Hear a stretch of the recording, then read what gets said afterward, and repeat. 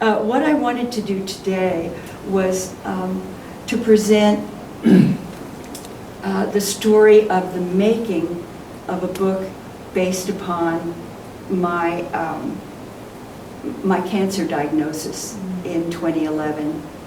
And the beautiful thing about it was that it really is a story of an experience that was very scary and very confronting in the most extreme way. And eventually what emerged out of it was a major work of art that took 6 years to complete. And that's the story I'm going to tell. I will now take you along on a journey through the dark wood of my encounter with cancer. Dark wood, yes, but the path through it was radiant and led most unexpectedly to creation. During treatment, I was apparently assigned a shamanic task. I was taken to a world both familiar and strange and asked to transport the message of that world to this one, to bring it back, to share it, embodied, whole, as a work of art. There I am receiving the message. In 2011, a mammogram revealed the presence of a tumor in my breast. I think most women will tell you the mammogram experience is a harrowing one. The method, some would say, the medieval method, is to make flat that which normally inhabits 3 dimensions, the breast, so as to obtain a 2-dimensional image of decidedly 3-dimensional phenomena. In this crude schematic drawing, you get the gist. I've substituted a finger for the sake of modesty, but even a finger will clench its teeth as the top plate meets the bottom. This is one time you bite the bullet for a greater good. And then, if later you are pronounced well, you feel as if you have been given a miraculous reprieve. You may even be spotted doing a jig, turning in circles down the corridor of the health facility. When the doctor appears wearing a mask of professional calm and smarmy cheerfulness to tell you they have found something suspect, the ears hear, the brain computes, and the mind races through a flipbook of scenarios. Weirdly absent is the realization this is actually happening to me, to the old familiar body. Dissociation sets in. I am beside myself. I think of a poem, I Am Not I, by the great poet Juan Ramon Jimenez. I am not I am this one walking beside me, whom I do not see, whom at times I manage to visit, and whom at other times I forget. The one who remains silent while I talk, the one who forgives, sweet, when I hate, the one who takes a walk when I am indoors, the one who will remain standing when I die. So there was surgery, the body is cut, a tumor removed. I was lucky. The tumor was contained.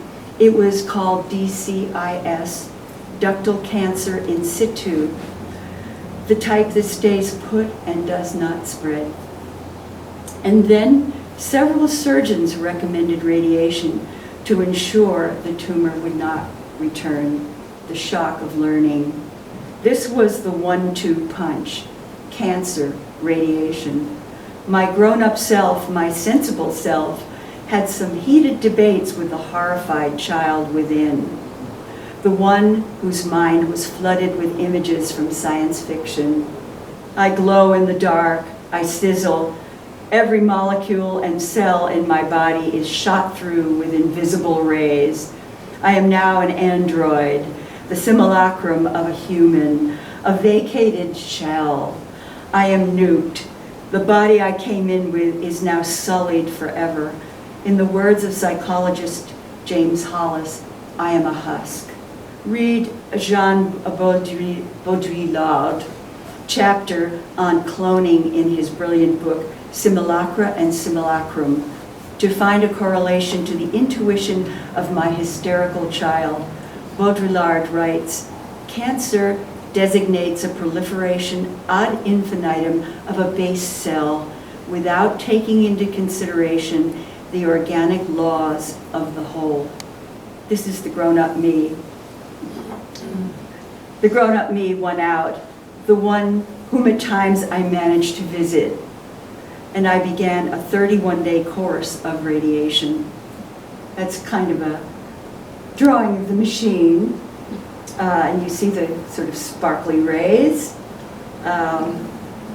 In the hospital treatment theater, and this was at Rutland Regional Medical Center, there is a gigantic machine straight out of The Man Who Fell to Earth. It's called, dispassionately, the Varian Linear Accelerator.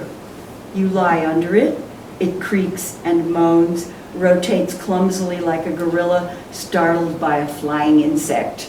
The machine is thus activated to deliver radiation to a targeted place on your breast. Into the wound, the site of the surgery, you receive invisible rays. There is no pain, just an annoying insect sound like a baritone mosquito, and perhaps a disconcerting image in the mind of cauterization, of branding. But this is where my story diverges on its path, maybe goes from black and white to color, like the film The Wizard of Oz. Theater in the mind. While undergoing these treatments, while lying under the $30 million Varian Linear Accelerator, a series of remarkable visions appeared to me. A kind of theater appeared in my visualizing mind, in my head. Some curtain in the psyche was raised or parted. Events strange and amazing began to unfold. I began to experience a series of shimmering, visually stunning images with eyes closed. Many personages and images. With time having dissolved or become amorphous, time out of time, whole scenarios came to life. These were cosmic dramas whose protagonists were as grand as the sun itself, ephemeral as dancing and floating goddesses, shocking as hordes of uniformed soldiers, diverse, majestic landscapes, sages, mentors, and artists from history. There were odd rituals with maypoles that reached to the sky, villagers from other centuries, rendezvous with mythic beings, and encounters with luminous animals. As the days of treatment passed, motifs, plots, scenarios appeared and reappeared. Characters became familiar as they enacted roles in a range of scenes. They showed up in each other's stories, which seemed linked, in any case, by some thread. Was my being under duress conjuring an escape into fantasy? A shrink might offer such an opinion. But I found my radiation entertainment not only auspicious and beautiful, but invested with a palpable gravitas. It was clear to me I needed to record these mysterious stories in the same way I have recorded my dreams for many years. And here I am in the hospital. That's Robert Black. He very kindly came with me every single day of those 31 days. And after sitting afterwards in the hospital cafeteria, having lunch with Robert, I scribbled in a little notebook. At the conclusion of treatment, I had filled the notebook. Shift now to Barcelona, Spain, where, as some of you know, I travel to make etchings each year. It is 2012. The course of radiation is finished. I am gratefully alive and inspired in a sort of inchoate way to have art emerge from what I have just experienced. I conceived the idea for a book with text and images, which I will call 31 Days. It is a diary, but not of external events. even of impressions or feelings around my treatment. This is a diary of events that had transpired in the imagination.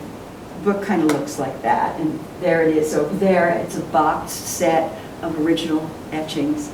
The concept developed. I edited text from my radiation diary, the words silk screened onto beautiful handmade paper, which you'll see if you have a look at the book, all in a very limited edition of 15. If you do the math, a limited edition of 15 books, each book containing 31 original etchings, adds up to 451 etchings, 451 separate inking of the plates, 451 passes under the press. This isn't even including the proofs, which were many for each image. Each separate image must be inked and pulled by hand from my very eccentric, non-traditional plates. As it is now, the book has become a broad survey of etching possibilities and techniques in parallel with its primary purpose. In the shop in Barcelona, I had the idea to recycle my old etching plates from previous years, scraps of etched metal, oddly shaped bits of what felt like shrapnel or dried scabs. With encouragement and support from my collaborator, the master printer Senor Barbara, I managed to push the envelope of this venerable printing practice, working like a maniac. All 31 etching plates were completed in 2 weeks, but that was just the first stage of art production.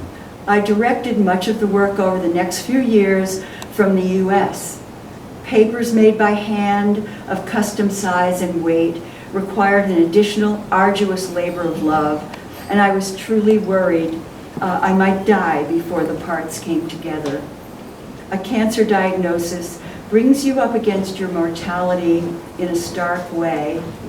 Death has a reserved seat at your table, and he sits on your shoulder most days. But now it is 2019, 8 years after diagnosis, treatment, visions, notebook, frenzy of creation, paper making, arduous book production. The project has been completed. 31 days is a book ready to be held, touched, and read. So here's an image of my brain sort of pouring into a work of art. And you could say the journey continues. I am here adding to the story with this presentation. I have chosen to focus upon sharing how the book came into being, how the path of illness became the radiant path of creation. Day 9, to give you an idea of how these verses formed. A hill shaped like a loaf. It swells and grows higher and higher. I think I might have it here. Images come and go, blurred and incoherent. I seem to have lost a guiding force or the desire for prayer. But the mounded form is persistent. It becomes massively tall. And I think the next one is day 10. I sit with Georgia O'Keeffe in her receiving room. I have been here many times in my imagination. Georgia sits on a stage or dais, and we commune. I am doing the right thing, she reassures me. A very large window looks out upon a southwest landscape of great beauty. Now we walk together in this landscape. She, this old sage, our bodies become light-filled, glowing and shimmering as we walk and talk, two small figures in the landscape under a sky filled with a life force and the restless movement of clouds. My breast is a landscape covered in a dense, rich foliage with trees like giant broccoli stalks. In the distance are mountains and a lake, like a silver coin laid on the ground.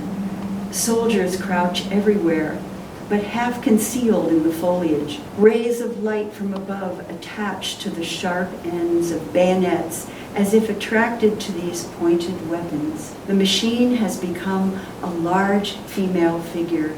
She offers generous amounts of love and benevolence She enfolds the entire scene in her ample arms. I see a target, or perhaps it is a mandala. Rays of light stream from its concentric circles. Now the round disc becomes a dark, concave bowl, filling with water, creating a pool. Rays of light shimmer on the water's dark surface. Soldiers swim playfully in this water, and now the view expands and becomes my breast. Soldiers swarm like benevolent insects all over my body. My arms are outstretched, and I dance slowly.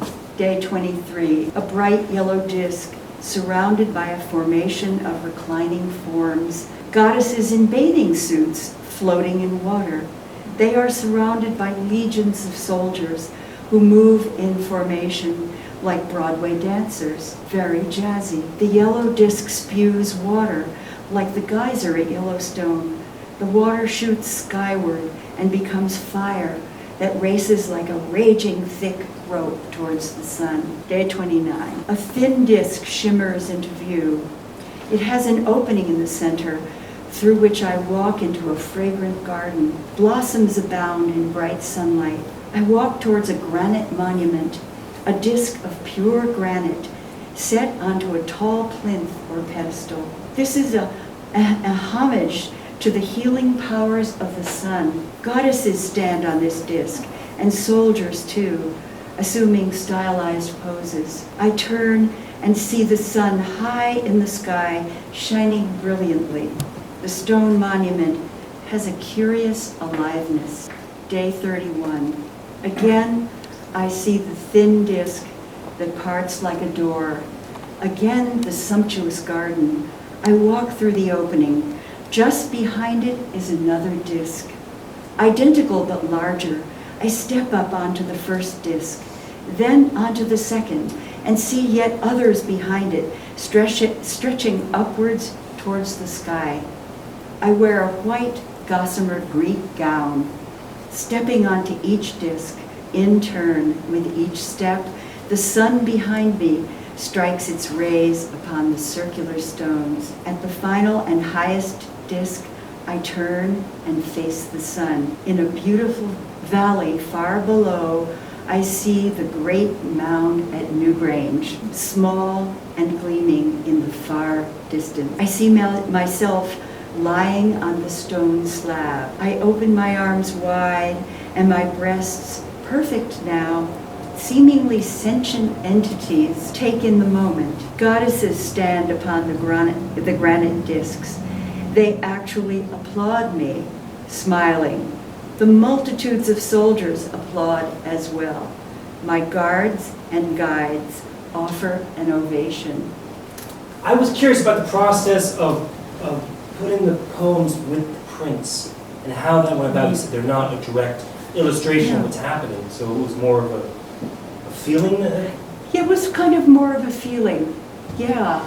And also the idea that each is kind of separate. There's the art, and the art that was made around this whole experience in my life and at that time, and with the intention of creating this book. I didn't want the images to be illustrations of the words. I just wanted them to be like paired and with a gulf in between.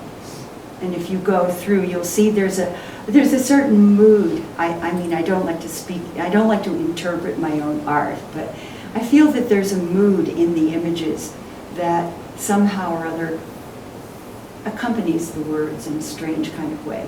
So would you say that the words that you wrote and just read to us, were they on the individual days, were they really created on those days, or was it more like reflecting later on? They were created on those days, and if I can dig this out of my bag, while I recently moved, like a few days ago, and in the move I found the little notebook, which was sort of magical. This was, and this notebook, I did edit the text, but it was day by day, and once I realized, here's the little book. And, so from this little book, you could say, came all of this, unfolding. And so it has the feeling of a diary in a way, but it isn't a diary of, it's a diary of what I imagined under this machine. Yeah. And I can't explain how that is. I mean, I've done that all my life. I've had, scenarios in my mind. So it wasn't unusual in that sense, but time goes away. And you can have long movies going on, and it's been 3 minutes or 2 minutes or something. Makes me ask, where were you when you jotted that down, and how big was your pen? And, what was your time sequence that you were able to sit there and do this? In a way, because in a way they're channeling from some other place that is unfamiliar, even to me. As I said, I had lunch every day in the hospital and went to the cafeteria, had this little book. I made little sketches here. Whoa, forgotten about that. And what's odd is, I don't speak about this very much, but I have been in Jungian therapy for many, many years, and it tracked my dreams. So, if a soldier shows up, and I'm a pacifist, but soldiers showed up, and frequently. They were an ongoing theme, an ongoing motif, you could say, in this whole trajectory. And I understood the soldiers to be perfect images of, fighters, fighting.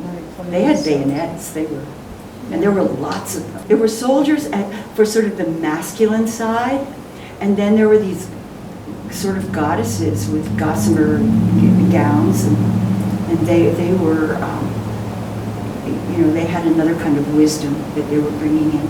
I wondered if the very first day, though, whether you were surprised that the Technicolor dreamscape took over, and also whether there was then, from day to day, an anticipatory feeling of either, oh good, I get to go do this, or oh gosh, will it happen again? Well, of course, the first day I was, a basket case. I was two people in this. I was the basket case the whole time.